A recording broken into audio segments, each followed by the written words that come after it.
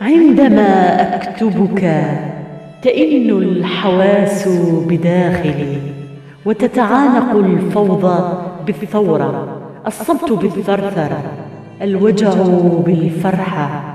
هو شرود، ألم، عناق، هو مغص بكل أعراض المخاض، صراخ، صمت، قلق.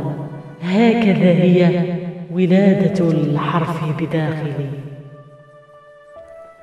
هذه أنا وهذا قدري، قلمي قدري، أنت جواز سفري وعوالم المحبة والشجن، أنت باخرة أحلامي ومنارتي على صفحات الموج، أنت وجعي وفرحي.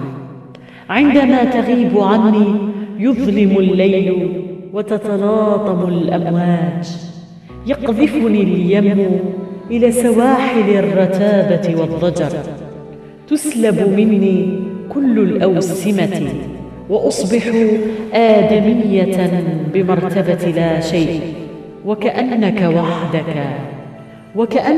وحدك من يرفعني إلى منازل المجد والسؤدد. في حضرتك أصبح ملكة فوق رأسها تاج مرصع بالدرر، تلبسني عباءة الشعراء وتجلسني على عرش القلوب.